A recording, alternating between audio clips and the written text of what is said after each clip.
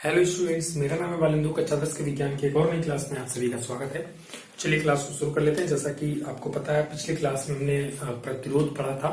प्रतिरोध के बारे में हमने बहुत अच्छे तरीके से पढ़ा था। इवन प्रतिरोध क्या होता है और प्रतिरोध किन किन कारकों पर निर्भर करता है, किन किन चीजों पर, किन किन टर्म्स पे निर्भर करता है, ये हमने जाना है। जैसे कि मैंने बताया था, लंबाई पे, एरिया पे, टेम्परेचर पे, है ना।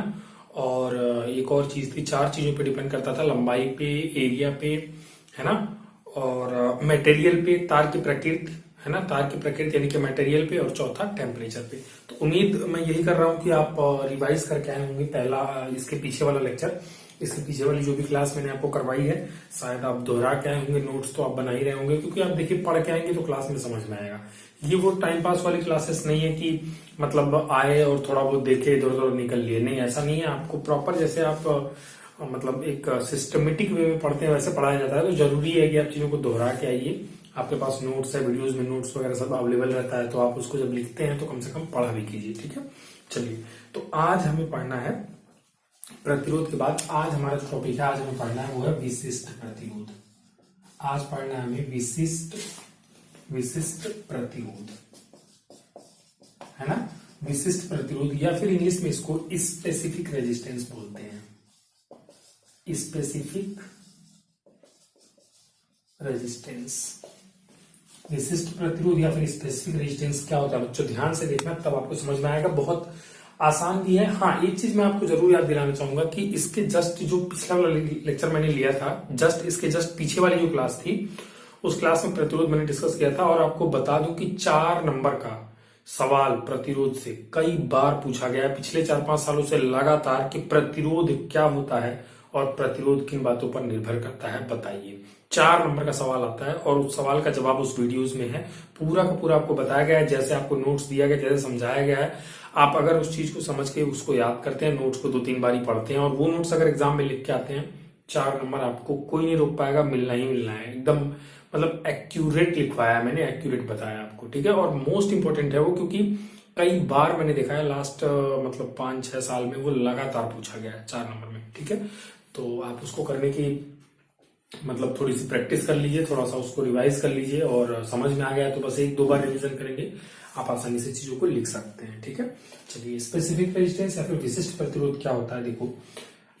जैसा कि कल की क्लास में हमने पढ़ा था, तो हम लिख सकते हैं कि हम जानते हैं, क्या जानते हैं भाई, हम जानते हैं आर जो है वो प्रोपोर्शनल होता है लंबाई की। ये मैं बता चुका हूं आपको कल की क्लास में कि आर प्रोपोर्शनल होता है किसके, लंबाई के। सपोज दैट समीकरण नंबर 1 है। और एक चीज और मैंने आपको पढ़ाया है कि आर जो है वो इनवर्सली प्रोपोर्शनल होता है एरिया के, या फिर आप ऐसे लिख सकते हो आर इनवर्सली प्रोपोर्शनल टू 1/एरिया की। ये मैं दोनों चीजें आपको पिछली क्लास में बता चुका हूं। अब समीकरण 1 और 2 को कंबाइन करो। समीकरण 1 व 2 से कंबाइन करोगे तो आर प्रोपोर्शनल है किसके, एल के, और इनवर्सली प्रोपोर्शनल है ए के, यानी बटे में क्या आ रहा है, ए आ रहा है। समीकरण 1 और 2 को जोड़ दिया मैंने भाई। इसको बढ़ाने से बढ़ता है, इसको मतलब ये बढ़ाने से ये बढ़ेगा, ये घटाने से ये घटेगा, ये बढ़ाने से ये घटेगा, ये घटाने से ये बढ़ेगा। ठीक है, प्रोपोर्शनल और इनवर्सली प्रोपोर्शनल तो आपको पता है, लेकिन इन दोनों को मिला के जब लिखना हो तो हम क्या लिख सकते हैं, R proportional to L by A, क्योंकि अंश में है, जब अंश की अंश से तुलना करोगे सेम चीज होता है, ये बढ़ाओगे तो बढ़ेगा, घटाओगे तो घटेगा। और जब हर की अंश से तुलना करोगे तो ये बढ़ाओगे तो ये घटेगा, ये घटाओगे तो ये बढ़ेगा। ये मैं आपको समझा चुका हूं। दोनों को मिला के मैंने लिख दिया प्रोपोर्शनल टू एल बाई ए। अब प्रोपोर्शनल से ये तो पता लग गया कि किसको बढ़ाने से कौन बढ़ेगा या फिर किसको घटाने से कौन घटेगा, लेकिन ये नहीं पता चला कि कितना बढ़ेगा या फिर कितना घटेगा। जैसे सपोज दैट, इसको भूल जाओ तुम एक बार को, सपोज दैट कोई प्रैक्टिकल चल रहा होगा, वहां पे अगर 2 क्वांटिटीज होंगी, एक मान लो x होगा, एक y होगा। मान लो जब मैंने x को 1 रखा होगा तो y 2 आया होगा, जब मैंने x को 2 रखा होगा तो y 4 आया होगा, x को 3 रखा होगा तो y 6 आया होगा। सपोज दैट कोई प्रयोग कर रहे थे हमने वहां पे क्या किया कि x का कुछ अलग अलग मान रखा और x का मान रख के हमने y का मान निकाला। तो x1 रखा तो y 2 आया, x2 रखा तो 4 आया, 3 रखा तो 6 आया। एक्चुअली बच्चों ध्यान से देखो, तो 1 से ये बढ़ के जब 2 हो रहा है तो 2 से बढ़ के ये 4 हो रहा है, 2 से बढ़ के 3 हो रहा है तो 4 से बढ़ के 6 हो रहा है। यानी कि तुम ये कह रहे हो कि x को बढ़ा रहे हो तो y भी बढ़ रहा है। और इसका उल्टा सोचो कि 3 से घट के 2 हुआ तो ये भी 6 से घट के 4 हुआ, ये 2 से घट के 1 हुआ तो ये 4 से घट के 2 हुआ, यानी x को घटा रहे हो तो y घट रहा है। कहने का मतलब तुम ये कह सकते हो कि x प्रोपोर्शनल टू क्या है, y है। अब तुम्हें ये नहीं पता है x प्रोपोर्शनल टू y पता हो गया, लेकिन ये नहीं बढ़ाने से बढ़ रहा है घटाने से घट रहा है, टेबल देख के पता चल गया, लेकिन ये नहीं पता चल रहा है कितना बढ़ रहा है कितना घट रहा है। उसके लिए क्या करना पड़ता है, x बराबर करना पड़ता है, एक कांस्टेंट k लिखते हैं और y लिखते हैं, एक प्रोपोर्शनल का चिन्ह हटा के हम एग्जैक्ट वैल्यू निकालने के लिए बराबर का चिन्ह लगाते हैं, और जब भी बराबर का चिन्ह आता है तो एक नियतांक आता है जो यह बताता है कि कितना गुना बढ़ रहा है या फिर कितना गुना घट रहा है। ये नियतांक है, ये कभी बदलेगा नहीं, पर्टिकुलर इस वाले एक्सपेरिमेंट के लिए। तो यहाँ पे तुम ध्यान से देखोगे तो ये क्या हो रहा है, ये क्या हो रहा है, अगर हमने क्या किया, x बराबर 1/2y लिख दिया, x बराबर 1/2y लिख दिया, तो क्या सही लिखा? देखो y का मान तुम 2 रखो, 2 गुणे 1/2 तो x 1 आ गया, y का मान 4 रखो तो 1/2 गुणे 4, 2 दूनी 4, 2 आ गया, सही लिखा मैंने। यानी जो k है वो कितना आ गया, 1/2 आ गया। यानी कि हमें ये पता चल गया कि y के बढ़ाने से x बढ़ रहा है, y के घटाने से x घट रहा है, लेकिन x y का कितना गुना बढ़ रहा है या फिर कितना गुना घट रहा है, तो आप कह सकते हो आधा गुना, 1/2 गुना बढ़ रहा है फिर 1/2 गुना घट रहा है। थोड़ा सा टाइम जरूर लगा, लेकिन इस कॉन्सेप्ट को समझना चाहिए मैथमेटिकली भी और लॉजिकली भी, तब आपको चीजें और समझ में आएंगी और मजा आएगा। तो जैसे ही प्रोपोर्शनल है इसको हटाऊंगा तो इक्वल टू आएगा। अब आपको पता है एक नियतांक आएगा, एक नियतांक आएगा, उस नियतांक को रो कहते हैं बच्चों। यहाँ पे कांस्टेंट के लिखा था, लेकिन यहाँ फिजिक्स में इस नियतांक को रो से दिखाते हैं। ये जो सिंबल बनाया मैंने इसको क्या पढ़ेंगे, रो पढ़ेंगे, रो, ठीक है।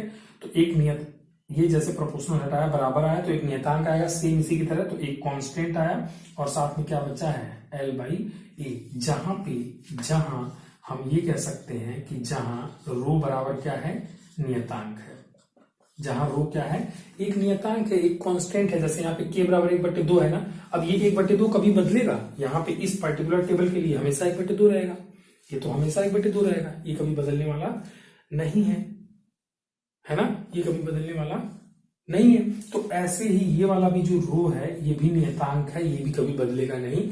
इसको मैं कहीं पे, यहाँ पे ये जो रो है इसको कैसे पढ़ते हैं वो भी बता देता हूं। चलो यहीं पे लिख देता हूं कि ये जो रो है इसको इंग्लिश में RHO लिखते हैं, H साइलेंट होता है, हिंदी में इसको रो पढ़ते हैं, रो, ठीक है। तो जहां पे रो एक नियतांक है, ये यहां तक हम पहुंच गए, इस जगह तक पहुंच गए हम, ठीक है। यहां तक समझ में आ गया होगा, 1 सेकंड का टाइम दो। देखो ये तो बस लॉजिक समझाने के लिए था, इसको लिखने उखने की जरूरत नहीं है, ठीक है।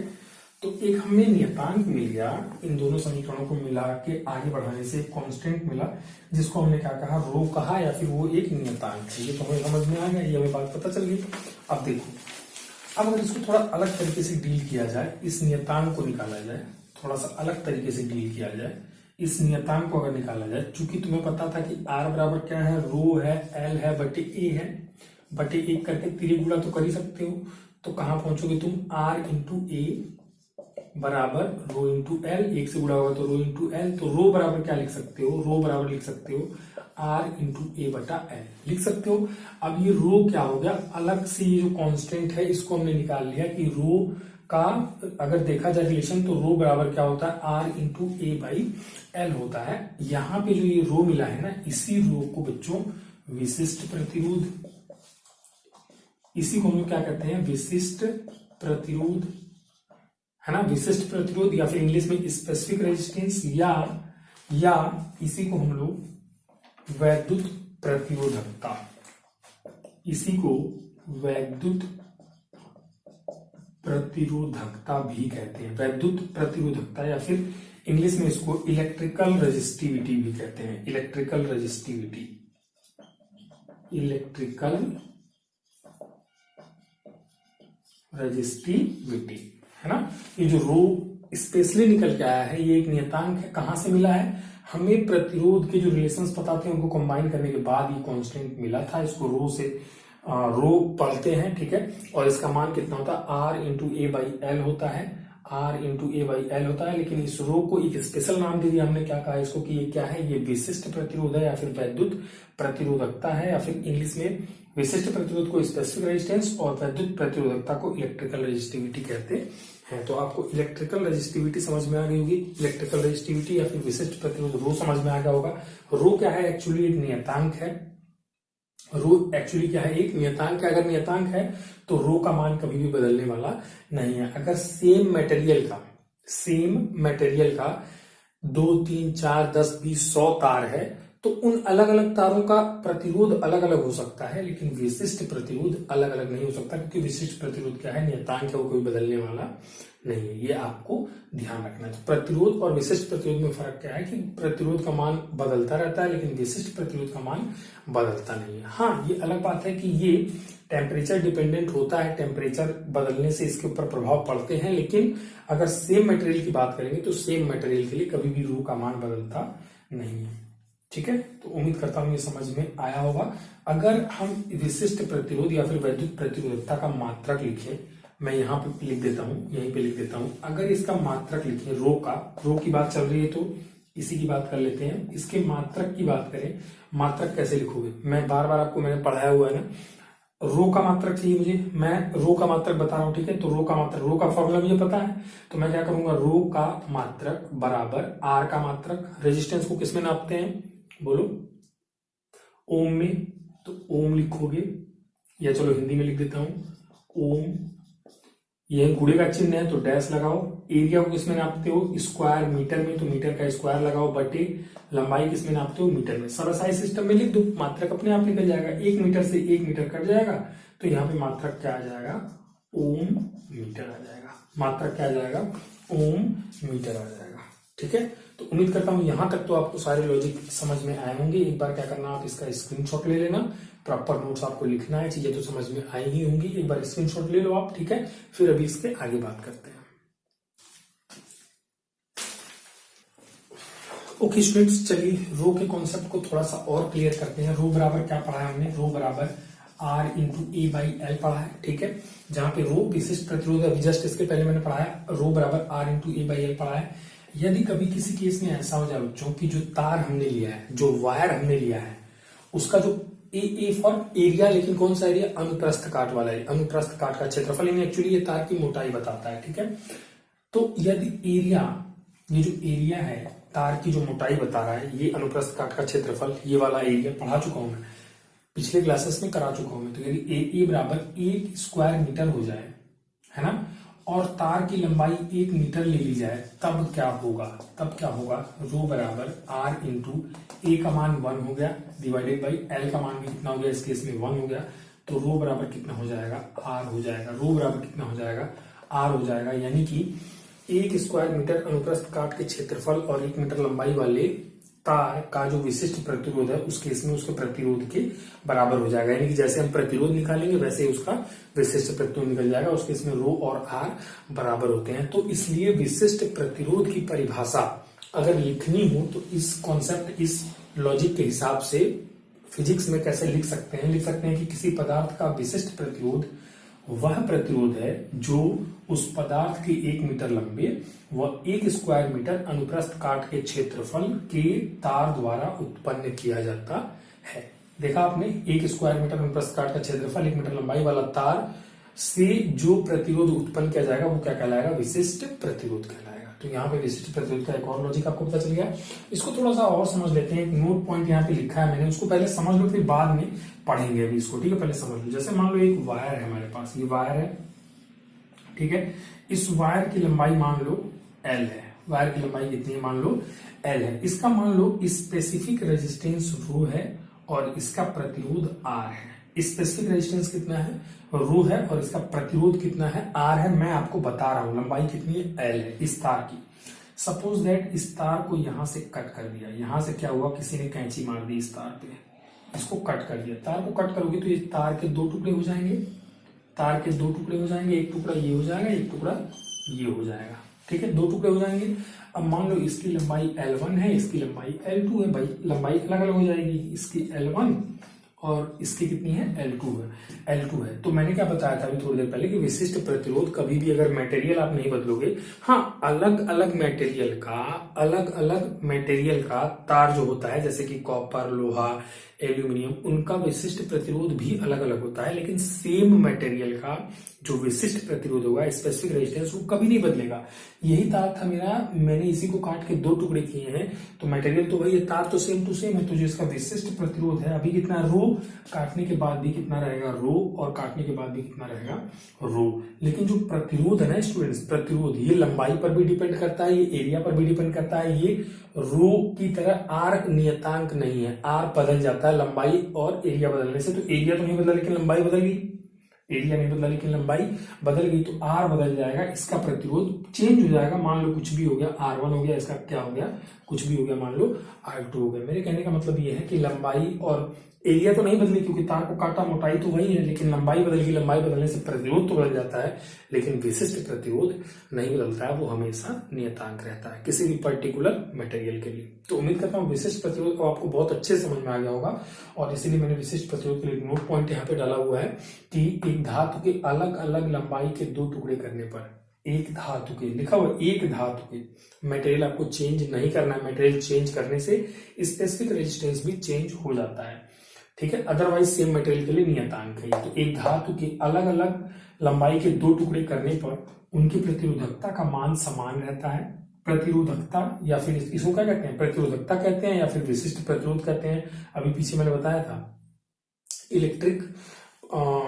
इलेक्ट्रिकल रेजिस्टिविटी या फिर स्पेसिफिक रेजिस्टेंस, दोनों नाम इसी का है, तो वही उसी की बात चल रही है। प्रतिरोधकता का मान प्रतिरोधकता का मान समान रहता है, जबकि प्रतिरोधों का मान भिन्न भिन्न हो जाता है। जो प्रतिरोध रहते हैं वो बदल जाते हैं। यहाँ पे मैंने फिगर बना के भी समझा दिया, तुम्हारी मर्जी नहीं है तो चित्र मत बनाओ, नोट पॉइंट तुमको जरूर लिखना है। तो उम्मीद करता हूँ स्पेसिफिक रेजिस्टेंस तुम्हें समझ में आ गया होगा, और प्रोपोर्शनल वाला जो मैटर था वो भी समझ में आ गया होगा, ठीक है। फटाफट से इसका स्क्रीनशॉट ले लो, इसको लिख लेना, और शायद आपको समझ में आ रहा हो, कमेंट कर सकते हो नीचे, समझ में आ रहा है, मजा आ रहा है कि नहीं आ रहा है, क्या हो रहा है, क्या थोड़ा सा बात करोगे तो फिर क्लास को और सुविधाजनक बनाया जा सकता है, ठीक है। और बाकी ये है कि मुझे सपोर्ट करने के लिए लाइक कर सकते हो, शेयर तो आपको करना ही है अगर मुझे सपोर्ट करना चाहते हो, तो बाकी तुम्हारी मर्जी, ठीक है। चलो कर लो, इसको स्क्रीनशॉट ले लो, और बाकी और बातें करते हैं।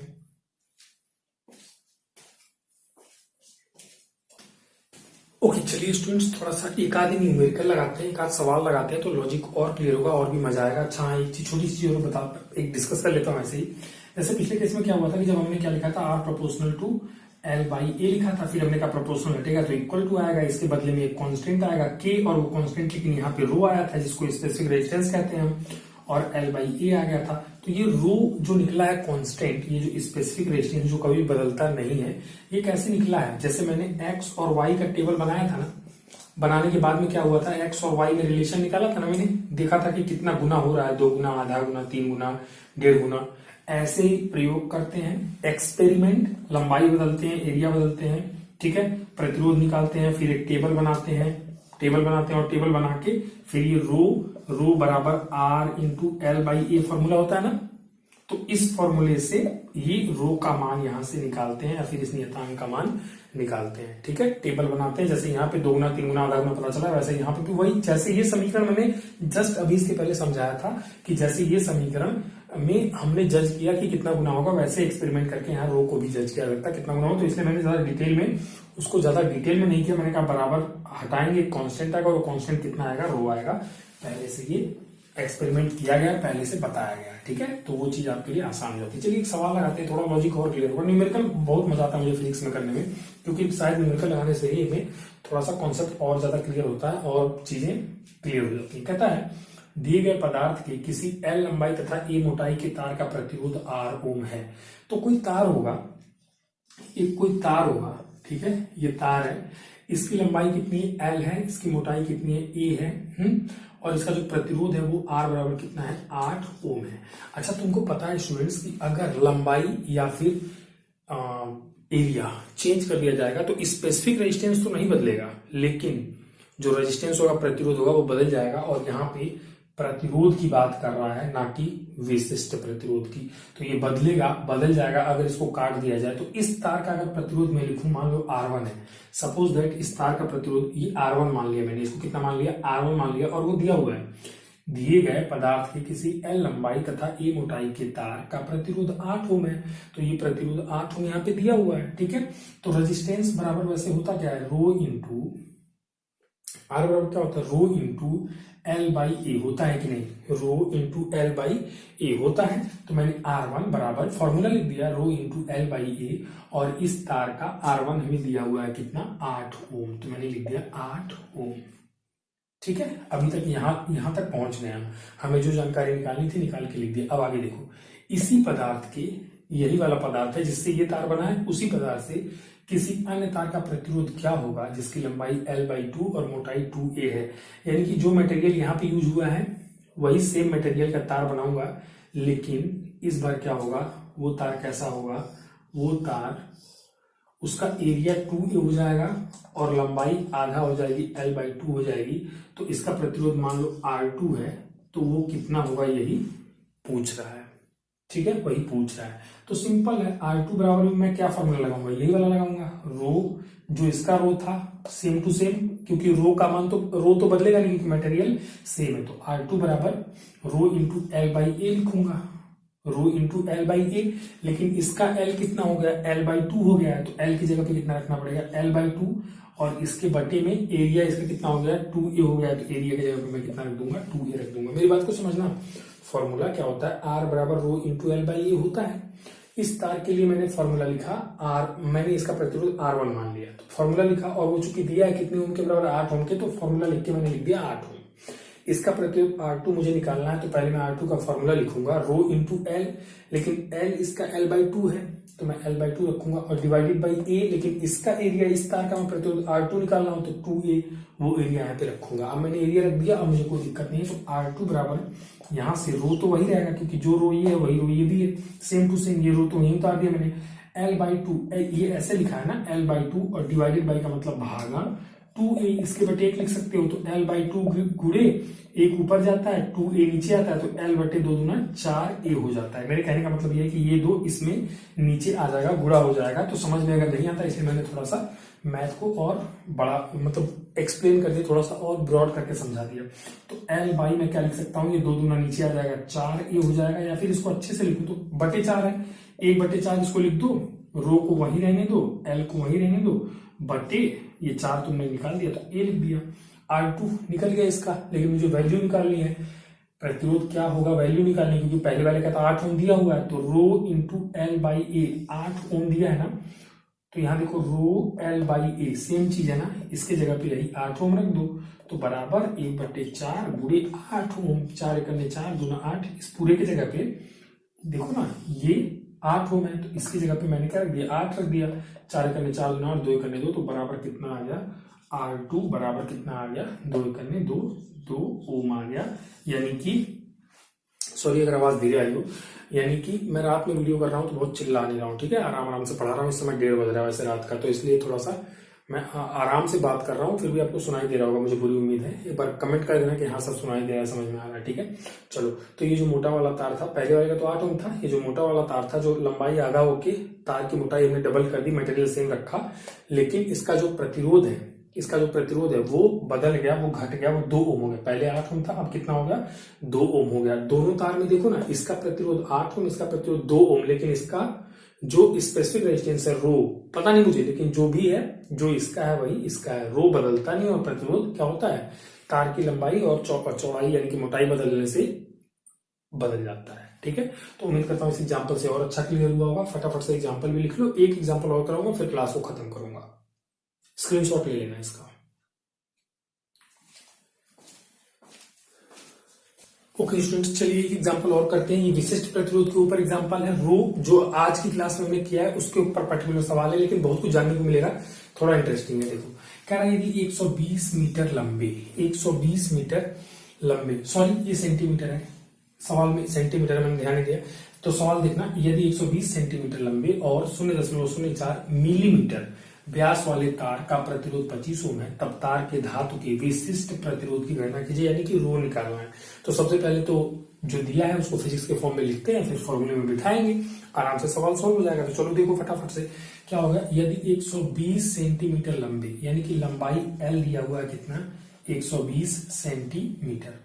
अब 120 सेंटीमीटर से काम नहीं चलेगा, क्यों, क्योंकि तुम्हें हर चीज SI सिस्टम में चाहिए, इसको मीटर में बदलो, तो 100 सेंटीमीटर बराबर 1 मीटर, तो 1 सेंटीमीटर बराबर 1/100 मीटर, तो 120 सेंटीमीटर बराबर क्या होगा, 120 गुणे 1/100 यानी कि 120/100 मीटर। जैसे 100 से भाग दिया, ये किस में बदल गया, मीटर में बदल गया। ठीक है, थोड़े बड़े हो गए हो तो बड़े बच्चों की तरह सोचो। अब एक चीज चूंकि इसलिए करके मैं नहीं बताऊंगा, तो यहां से ये कट गया, 10 से भाग दोगे तो 1.2 आएगा, तो ये आ गया 1.2 मीटर। ये कितना आ गया, 1.2 मीटर। ठीक है, और देखो व्यास, व्यास दिया हुआ है। व्यास का मतलब, व्यास क्या होता है, किसी भी तार का ये जो पूरा व्यास होता है ना, व्यास, जैसे ये गोला बनाया ये व्यास, तो वो व्यास दिया हुआ है, उससे तुम्हें मोटाई पता लगती है।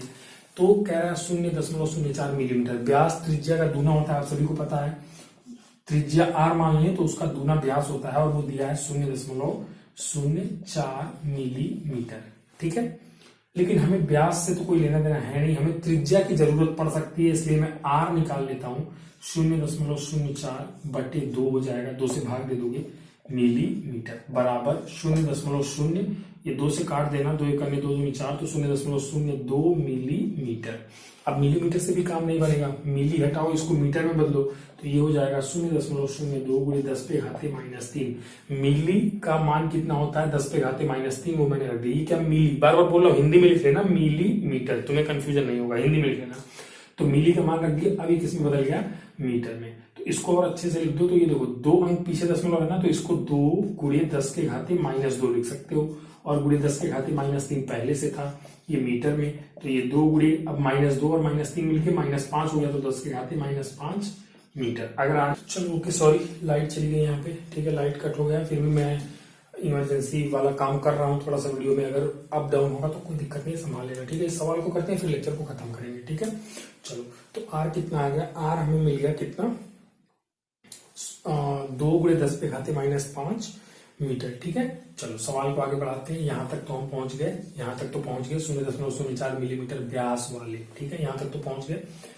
तार का प्रतिरोध 25 ओम है। प्रतिरोध यानी कि रेजिस्टेंस, यानी कि R बराबर दिया हुआ है कितना, 25 ओम। R बराबर कितना दिया हुआ है, 25 ओम दिया हुआ है, यहाँ पे दिया हुआ है। तब तार के धातु के विशिष्ट प्रतिरोध यानी कि रो बराबर क्या होगा, ये हमें निकालना है। ठीक है, मैंने क्या किया, पहले लंबाई दिया हुआ था, एक्चुअली पहले क्या दिया हुआ था, लंबाई सेंटीमीटर में था, पहले मीटर में कन्वर्ट कर लिया। व्यास दिया हुआ था, व्यास का मतलब होता है त्रिज्या का दूना, 2r। मुझे ऐसा लग रहा था कि शायद सवाल में कहीं r की जरूरत पड़ जाए, इसलिए पहले मैंने r निकाला, वो मिलीमीटर में था, उसको भी मैं किस में कन्वर्ट किया, मीटर में। और प्रतिरोध दिया हुआ 25 ओम, हमसे विशिष्ट प्रतिरोध पूछा है, विशिष्ट प्रतिरोध यानी कि रो का मान हमें निकालना है। तो रो का हमारे पास एक ही फॉर्मूला है, रो बराबर क्या होता है, R × A/L। रो का फॉर्मूला अभी थोड़ी देर पहले पढ़ाया मैंने, आपको एग्जैक्टली याद होगा, रो बराबर R × A/L। तो सिंपल है बच्चों, R का मान देखो 25 ओम, मात्र ओम ही होता है, कुछ भी करने की जरूरत नहीं है। तो 25 ओम, यहाँ पे तुमने कितना रख दिया, 25 गुणे area. Area area area area क्या होता है, तार का एरिया, भाई अनुप्रस्थ काट का क्षेत्रफल, ये तार होता था ना, और ये क्या होता था, अनुप्रस्थ काट होता था। ये वृत्त की तरह से बन रहा है कि नहीं, वृत्त का एरिया क्या होता है, πr² होता है कि नहीं। तो एरिया बराबर पाई, पाई का मान 3.14 गुणे r²। देखो ना, r काम आएगा ना, अब r² यानी कि 2 गुणे 10⁻⁻5 स्क्वायर है, तो फिर से 2 गुणे 10⁻⁻5 एरिया निकल गया, बटे कुल के बटे कितना हो जाएगा, l। l कितना दिया हुआ ना यहाँ पे, l कितना 1.2 मीटर, तो ये रख दिया मैंने 1.2 मीटर, है ना। अगर मैं इसको हल कर देता हूँ, ये दशमलव वगैरह हटाता हूँ, 2 से 2 छक्के 12.6 हो जाएगा, फिर 6 से कुछ काटता पीटता हूँ, सब कुछ मैनेज करता हूँ, तो इसको हल कर लेना तुम। ठीक है, इसको हल कर लेना। मैं फिलहाल अभी इसको हल नहीं कर रहा हूं, क्योंकि लाइट भी नहीं है, और फिर ये अब मैथमेटिक्स है, मुझे लगता है आसान है, आप आसानी से कर सकते हो, बहुत सिंपल है, बहुत सिंपल हलवा है, कर लेना। ठीक है, और लाइट नहीं तो मुझे पढ़ाने में मजा नहीं आ रहा, बस मैं इसको एक बार समझा के खत्म करना चाह रहा था, इसलिए मैंने थोड़ा सा किया इसको। ठीक है, तो रो बराबर ये इतना जो भी है तुम हल कर लेना।